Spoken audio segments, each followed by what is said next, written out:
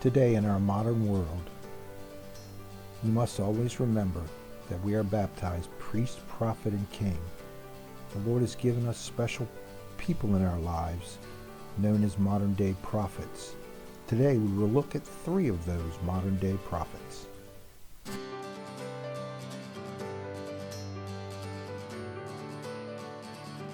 Some people say, well, why don't I just try to understand our crisis in our own terms? Why would I need the Bible to help me? It's only by looking at the past that you can get perspective on the present.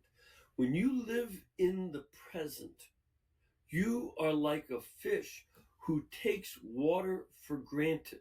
We so take the modern world for granted that we can't get perspective except by going to the past. When you look at the past, you can see they thought differently, and here's how they thought. And that helps me to check on some of my modern thought.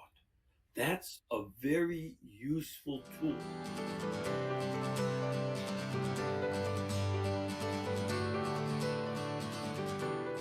Get involved in each other's messes, because the God of the universe left heaven and got involved in our mess.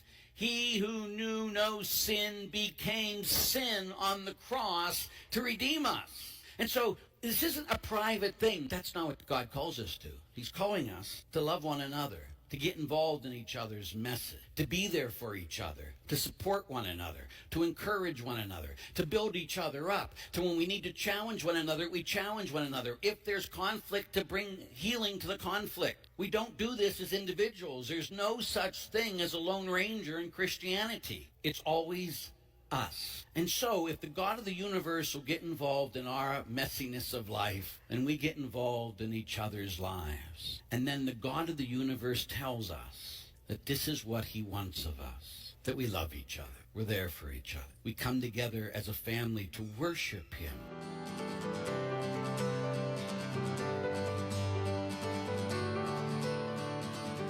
We have a good beginning or a bad beginning, whether or not right now in the story of your life, it is a good moment or a bad moment. Every one of us can choose whether or not we have a tragic ending. And that choice is always going to be over this. Will I choose God, or will I choose something other than God? Every single time we choose something other than God, what we're saying is, God, I know you made me your son, you made me your daughter. I know, God, you've given me this inheritance of eternal life, and this inheritance even in this life of joy and of knowing you and having access to you. But you know what? I want something else. I want anything else, right?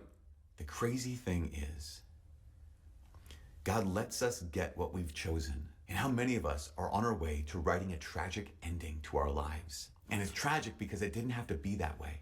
Because of Jesus Christ, we can choose God. So no matter how we started or how we lived that story, the story can be a love story with a beautiful ending. Remember, prophets come in all shapes and all sizes, and there may be one that's very close to you, maybe even in your own family. All we have to do is listen to the clarity of Jesus' voice through them.